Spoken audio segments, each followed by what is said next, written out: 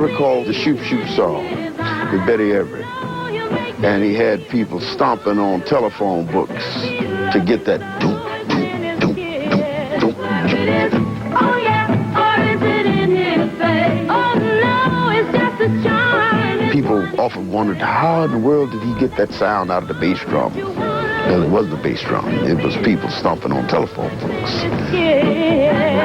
Calvin knew talent, and Vivian understood what was happening and could play it, and but they didn't have the knowledge of the industry or the background to take it beyond where they were, and Jimmy was smart and knew that. So they kind of brought me in and immediately made me general manager of the company, and 2 years later made me president. Not only was he a genius in terms of marketing and merchandising, Hubert Abner was one of those guys who could stay up for 3 or 4 days at a time and just entertain people and hypnotize them and draw them into his spirit. And I had some dreams and some visions, see, about it. I had watched the white companies. I'd watched Chess take Muddy Waters, Howlin' Wolf, Willie Dixon. I'd watched Atlantic in New York, you know, and saw what they did. And so I said, hey, man, you know, this talent here, we can do this. Abner knew black DJs were vital to record sales, and in those days, DJs were paid to play. Not only was it legal, it was expected. I was the bag man for the company. By that I mean I take the bag out, cash type money out, because even though you sent the jocks the checks on a regular basis, this was sort of like a retainer.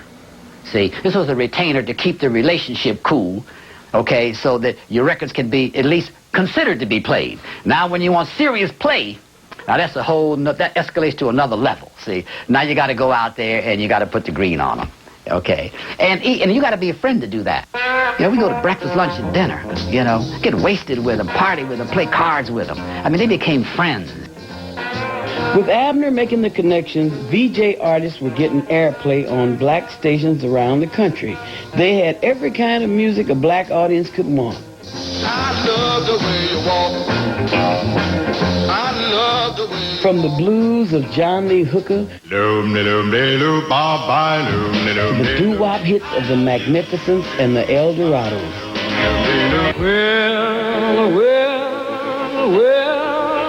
And gospel sounds from the Staple Singers and the Caravans.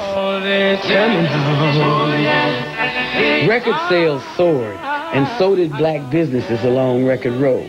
Despite racial barriers and segregation, Record Row was a rare place where black entrepreneurs could grab a piece of the American dream. With the creation of Record Row came the creation of many new opportunities for black professionals. Black professional musicians, accountants, businessmen, entrepreneurs. The Leaner brothers, for example, formed the United Distributors. United Record Distributors started up when DJ Al Benson gave a loan to his nephews, Ernie and George Leaner, two ambitious brothers from Mississippi. United Record Distributors was the first and only black independent record distributor in the United States. They focused on black music and hired black personnel to ship and promote records to black DJs across the country, giving them a competitive edge against other distributors. It also made the other distributors hire black salesmen, promotion men that were not involved, because as we were going to the VONs and the other radio stations, then they said, well, how come y'all can't have folk that look like the folk that come from United? Remember now, this was the only black distributorship in Chicago. And we were, you know, proud of them. I mean, they were there with the big boys and holding their own.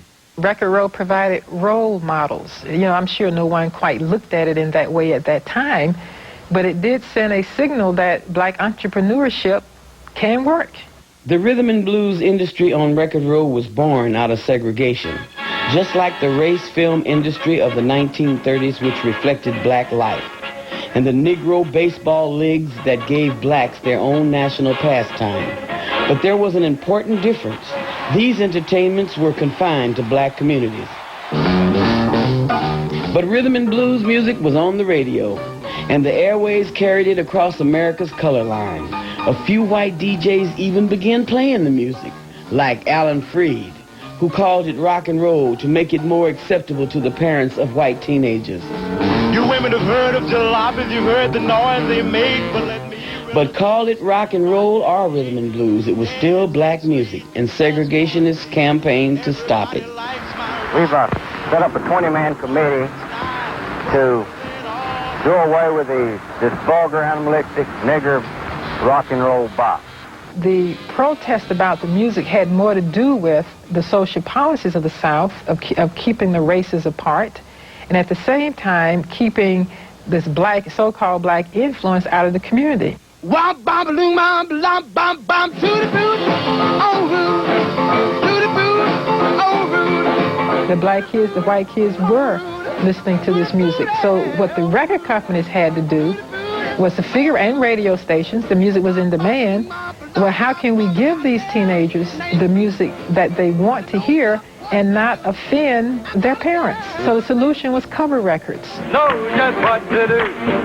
I went through the east, I went through the west. She's a gal that I love, man. Rudy, Rudy, oh Rudy, Rudy, Rudy, oh Rudy, woo, Rudy. Our music was made acceptable to the general market by these white artists covering it, because the radio stations would not play the black artists playing the record.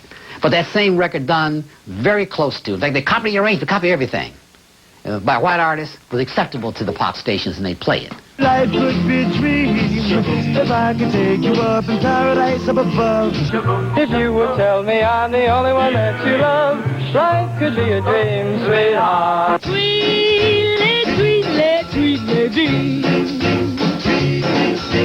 I'm as happy as can be. Used to have jokes every time that Laverne Baker would do a song. Georgia Gibbs over here would cover it immediately, do the same song, and Laverne would sell to the black market X number, you know, and Georgia would sell to the white market X to the 10th power or something. A lot of stations wouldn't play Laverne Baker. They would play the cover versions by Georgia Gibbs or Pat Boone or whoever was doing it. There's a big stink about nothing. And the truth of the music eventually came through. The real artists got their due. Usually when people are not personally affected by an injury, they have a tendency to think in terms of the injury not being so great. The Spaniels, for instance, record a song called Good Night, Sweetheart, Good Night. Sell 500,000 copies, basically in the black community. The McGuire sisters, who records the same song, sells 2 or 3 million copies. It's about money. And when you are denied access to a market based on the color of your skin, that becomes personal. It no longer becomes much to do about nothing. As strong as racism was, capitalism was even stronger. When white kids grew bored with covers and started demanding the real thing, white DJs started playing it. Maybelline, why can't you be true? Oh, Maybelline, can't you be true? Just start back doing the things you used to do. Well. It was a dramatic turning point in pop music history. Black music began to cross over to white radio. In 1955, one of the biggest crossover artists out of Chicago was Chuck Berry on Chess Records. I'm in Michigan, and I got the radio on. And I was like, God damn, I said, that's Maybelline. Well, I mean, in about an hour, I must have heard it about 8 or 10 times. I said, God damn. Next thing I know, I got a call. Hey, my brother. Man, forget the goddamn Parents' Weekend. Get your butt back here, man. We got to ship records. Chuck Berry wrote songs that exploited the white teen experience, with tales of high school, lost loves, and new cars. Want to cool down, the heat went down, that's when I heard that highway sound. Cadillac set like a ton of lead, 110, half a mile ahead. Cadillac looked like setting still, and I caught Maybelline at the top of the hill. Maybelline! We had something that was the right time and the right sound for America. They called Elvis Presley the king of rock and roll. I disagree. I'll agree with Chuck Berry. He said he was the king of rock and roll, and I believe it. I really do. Earlier that year, another chess artist, Ellis McDaniel, better known as Bo Diddley, also crossed over to a white teen audience. But he might never have been a chess artist at all if VJ Records just down the street hadn't rejected him. Hey, Bo Diddley! They wasn't interested because I was playing something different and something they never heard before. It sounded too primitive or something other. I guess that's what it was, you know. And I went to Chess and Phil Chess called Leonard and told Leonard that, hey, this cat got something different here, you know. It's just might turn out to be something. Let's try it, and here I am. Let's run one down, Bo. Rolling Master A, take one. Bo played the guitar with a drum-like rhythm, a technique that got him a spot on the Ed Sullivan Show in 1955. He had a big record out called Bo Diddley. At the same time, there was a big record out called 16 Ton.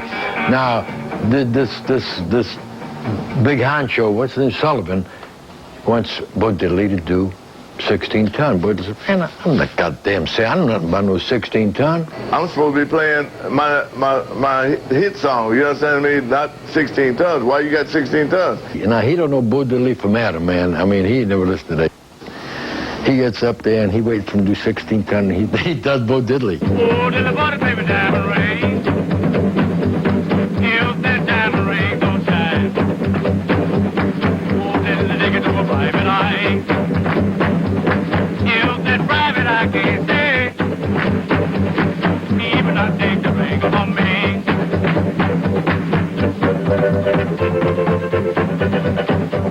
When it was over, he said, "You'll never be on my show again."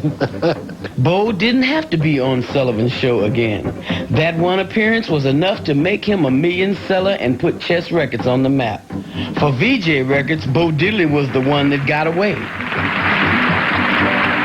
But there were plenty of crossover successes for VJ. D. Clark was one of them, with pop hits like Raindrops and Hey Little Girl.